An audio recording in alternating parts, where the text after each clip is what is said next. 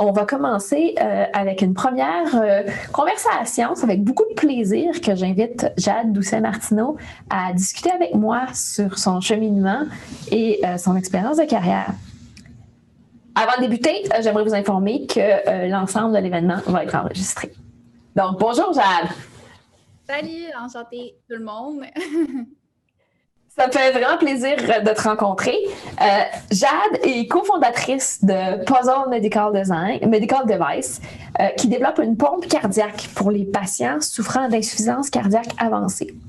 Elle est bachelière en génie mécanique de l'École de technologie supérieure et elle s'est associée à deux cofondateurs, le docteur Gabriel Georges, médecin en chirurgie cardiaque, et François Trudeau, bachelier en génie robotique, avec qui ils ont développé ensemble une pompe cardiaque minimalement invasive pour les patients en insuffisance cardiaque. Aujourd'hui, Puzzle Med compte 13 employés avec des expertises dans les domaines de l'ingénierie, du clinique et des affaires. L'entreprise a complété des études précliniques in vivo avec succès, fait l'acquisition de l'équipement et des machines nécessaires pour être capable de ramener au Québec leur chaîne de valeur et avoir toute la résilience puis l'agilité nécessaire pour innover. L'entreprise a été reconnue par le USPTO en termes de réclamation. Si vous êtes dans le domaine médical, vous allez apprécier à quel point c'est quelque chose, c'est un big deal. Et ils ont complété leur ronde de financement seed. Donc, bienvenue Jade, merci beaucoup d'être là ce soir. Merci Catherine. Pour commencer, j'aimerais que tu nous parles un petit peu de ce que tu fais, de ton histoire, puis comment est-ce que tu t'es rendue là? Bien sûr. Donc, bonjour encore tout le monde. Et je m'appelle Jade, cofondatrice de Puzzle. Nous, en fait, on a commencé, comme tu l'as mentionné, on était 3 cofondateurs. On a commencé l'entreprise, en fait, dans un cours d'entrepreneuriat donné par M. Luc Giguère à l'ETS, à l'École de technologie supérieure. Puis, dans ce cours-là, il fallait trouver une problématique et y répondre avec une solution adéquate. Puis, c'est à ce moment-là que Gabriel, le chirurgien cardiaque dans l'équipe, a fait le constat des patients qu'il recevait en insuffisance cardiaque avancée pour lesquels il n'y avait pas de solution optimale à leur offrir.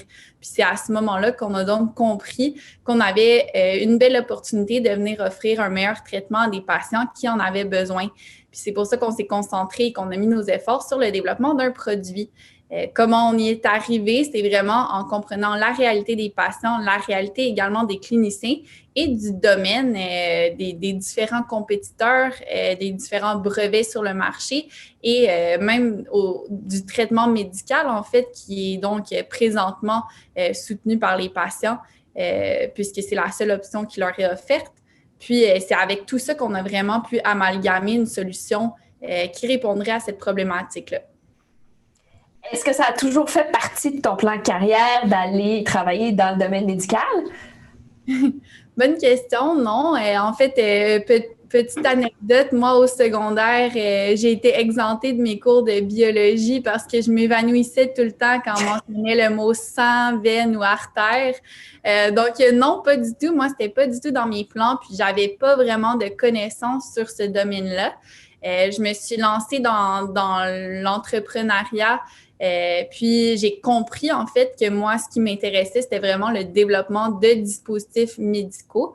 En fait, moi, je voulais vraiment venir aider les patients concrètement, mais en même temps, j'avais un esprit très cartésien. Donc, je me voyais vraiment en ingénierie.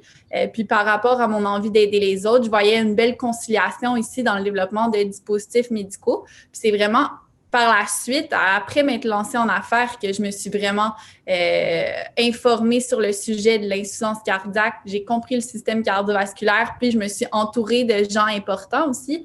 Je pense que c'est la clé ici, ne pas nécessairement tout savoir, mais également être capable d'aller chercher les gens qui, eux, sont capables de répondre à ces questions-là. Donc, on est allé chercher des cliniciens de l'Europe, des États-Unis, du Canada pour justement augmenter la crédibilité d'une part de l'équipe, mais d'autre part, nos notions également à l'interne. Puis je crois que ça répond un peu à ta question. Donc, non, je ne m'y attendais pas, mais oui, je me suis bien entourée pour pouvoir accéder à ce domaine-là. Puis, qu'est-ce qui t'a mené au départ à aller étudier en génie?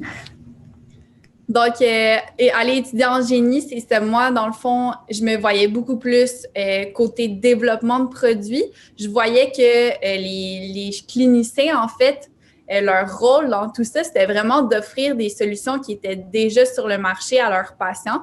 Puis, je me suis vraiment remise en question en me disant, est-ce que moi, mon intérêt est dans offrir aux patients qu'est-ce qui est disponible ou en développement d'autres solutions qui pourraient être plus optimales que ce qu'il y a déjà sur le marché. C'est vraiment dans ce questionnement-là que je me suis dirigée vers l'ingénierie pour plutôt m'en aller vers le développement justement de solutions optimales plutôt que d'offrir des solutions déjà existantes.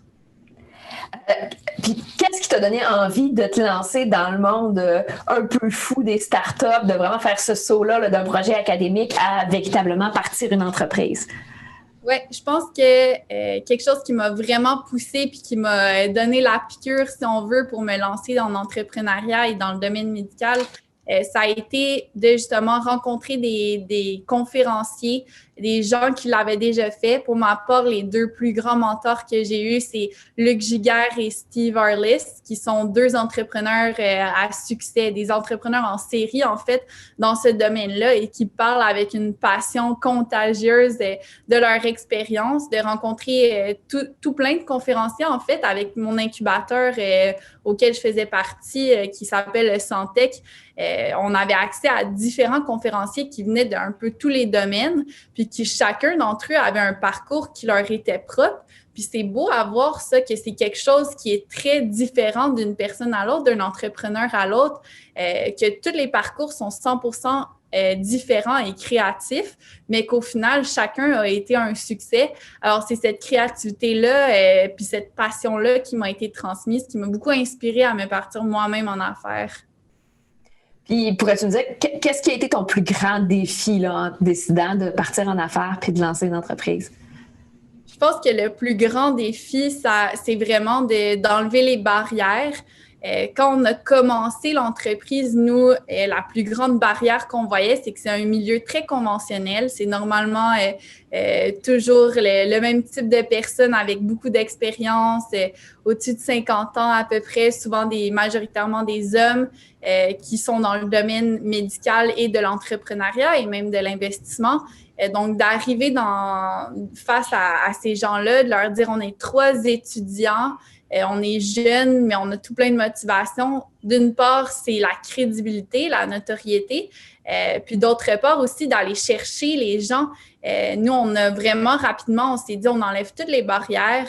On a rapidement même appelé des gens qu'on se disait, ces personnes-là vont peut-être pas nous répondre. Des gens, par exemple, le docteur Philippe Généreux, qui, lui, est pratique aux États-Unis. C'est un des plus experts dans le domaine de la cardiologie interventionniste. Puis on n'a vraiment pas hésité à enlever cette barrière imaginaire-là, en fait, qui nous disait, ah ben, on ne peut pas l'appeler, voyons donc, il y a d'autres choses à faire, il ne va pas nous répondre. On l'a contacté, il nous a invités à venir lui présenter le projet. Puis ça nous a débloqué tellement de portes de l'intégrer à l'équipe, d'avoir accès à son réseau, à ses connaissances, de comprendre sa réalité. Lui reçoit des patients tous les jours dans cette condition-là. Donc, ça a été assez impressionnant, justement. Puis ça, c'est juste un exemple parmi tant d'autres concernant les barrières, mais vraiment de juste se lancer. Puis si je peux également dire un conseil par rapport à ça, il y a beaucoup de gens qui vont dire « Ah, je peux peut-être pas faire ça parce que… » Puis là, ils vont donner une panoplie d'excuses. Par exemple, je suis encore aux études ou j'ai une maison, une hypothèque, peu importe. Bien, mon conseil, ça serait vraiment juste lancez-vous. C'est tellement une belle expérience. Puis le pire qui peut vous arriver, c'est que ça fonctionne parce qu'ensuite, vous allez tellement être passionné que vous allez vouloir tout mettre votre temps là-dedans. Donc, voilà. Qu'est-ce que tu dirais qui est la recette de votre entreprise? C'est quoi les grands axes là, qui font que vous avez une formule qui a bien fonctionné pour vous? Oui, donc les grands axes, l'importance dans l'entreprise, selon moi, ça a été vraiment d'une part, et comme souvent on se le fait dire, d'avoir une équipe très solide. On se fait souvent dire d'avoir une équipe solide, mais nous, on s'est beaucoup questionné par rapport à ça, par rapport à quoi, par rapport à l'équipe. Puis, on s'est dit, pour avoir une équipe solide, justement, cette définition-là, elle nous est propre. Mais dans le domaine médical, nous, on voyait vraiment qu'il y avait 3 piliers d'une entreprise médicale qui devaient être comblés absolument pour propulser cette entreprise-là et la faire croître à un autre niveau. Le premier, c'est le côté médical. Le deuxième, le côté technique, ingénierie. Et le troisième, le côté business. C'est pourquoi qu'on a formé, en fait, des équipes autour de ces piliers-là, puis qu'on avait un cofondateur qu'on trouvait qui était la meilleure personne pour justement agir et croître l'entreprise par rapport à ça. Puis c'est pour ça qu'on a ajouté donc Gabriel, notre chirurgien cardiaque, pour le côté clinique médical, François côté ingénierie technique et moi-même pour le côté business. Puis, on a formé notre entreprise autour de ça.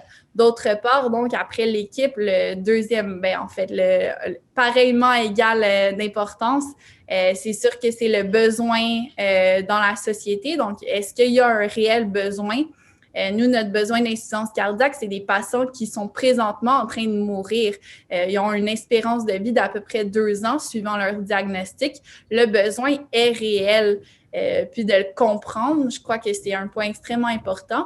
Puis le troisième point qui nous a permis de vraiment grandir, je dirais que c'est les partenariats, l'écosystème qu'on a grandi autour de nous, d'aller chercher les gens nécessaires pour justement nous amener là où on veut, d'aller chercher des experts dans le domaine du droit, des brevets, également au niveau de la comptabilité, des tests précliniques qu'on doit performer, d'aller chercher également les bons partenaires et de créer une histoire avec ces gens-là, pas juste leur dire « pourrais-tu me faire ça ?» c'est fini, puis on se parle plus, mais plutôt de développer une relation d'affaires avec eux qui va pouvoir perdurer puis permettre justement une belle croissance de notre histoire en compagnie de ces partenaires-là. Le domaine des dispositifs médicaux, c'est un domaine qui est un domaine de géants, de très grosses compagnies avec des très gros moyens.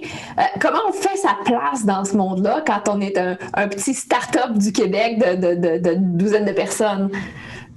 Oui, bonne question. Et en fait, c'est vrai que ça peut faire peur a priori. Par contre, justement, en comprenant un peu comment ces géants-là fonctionnent, on voit que l'opportunité, elle est réelle et elle est présente. Qu'est-ce qui arrive, c'est que souvent, ces géants-là ne vont pas développer à l'interne toutes les nouvelles innovations et les nouvelles possibilités qu'il y a sur le marché, puis les opportunités par rapport aux besoins existants. Mais plutôt, justement, monitorer puis regarder un peu les startups, qu'est-ce qu'elles font, puis éventuellement, soit faire un partenariat avec eux ou justement faire une acquisition s'il y a une entente des deux côtés. Puis, c'est vraiment ça qu'on ressent beaucoup des gens, des géants qui nous approchent déjà pour nous dire qu'ils veulent faire un partenariat avec nous, qu'ils veulent grandir avec nous. Puis justement atteindre le marché avec Puzzle Medical plutôt que contre Puzzle Medical. Puis je pense que ça, c'est important à comprendre. C'est vraiment pas quelque chose qui devrait faire peur aux gens qu'il y ait des plus gros sur le marché. Si la technologie est une solution optimale pour le patient, je crois qu'il y a du potentiel puis que les gens vont être attirés à venir vous aider puis permettre justement de rendre les patients, de rendre le dispositif aux patients. C'est vraiment intéressant parce que moi, j'ai commencé ma carrière dans un petit start-up de Montréal dans le domaine des dispositifs médicaux qui a effectivement éventuellement fait des partenariats avec des grosses entreprises orthopédiques et a finalement été acheté par une grosse entreprise orthopédique qui va très, très bien depuis. Donc, c'est vrai qu'il y a de la place pour les petites compagnies justement agiles, innovantes, qui ont une capacité de réagir vite puis de bouger vite dans cet écosystème-là. Tu as démarré cette entreprise-là sans nécessairement avoir un background médical. Tu n'es pas cardiologue. Est-ce que c'est quelque chose que tu recommanderais? C'est que s'il y a des gens qui se disent, moi, ça m'intéresse le médical, mais je connais rien à ça. Est-ce que c'est quelque chose que tu recommanderais de faire? Oui, 100%. Je crois que si l'opportunité est là, si l'intérêt est là, puis je crois en fait que c'est le plus important, l'intérêt. Ça fait 3 ans que je suis dans l'entreprise, puis je pense tout toute ma journée, toute ma nuit à l'entreprise. S'il n'y avait pas d'intérêt, ma motivation, elle serait pas là. Je suis 100% motivée, puis c'est important que toute l'équipe soit motivée également, qu'on soit employé, cofondateur ou peu importe le titre. Là, je pense que la clé du succès de l'entreprise, c'est la motivation, puis la compréhension de cette histoire-là, puis de voir où est-ce qu'on s'en va. Nous, on veut créer un empire médical avec Puzzle Medical, puis je pense que si tous tes joueurs sont alignés, si tes employés, tes cofondateurs, peu importe les titres, encore une fois, sont alignés vers cette mission-là de croissance, c'est la clé du succès. Puis peu importe s'il y a des connaissances initiales ou pas, ça s'apprend, tout s'apprend.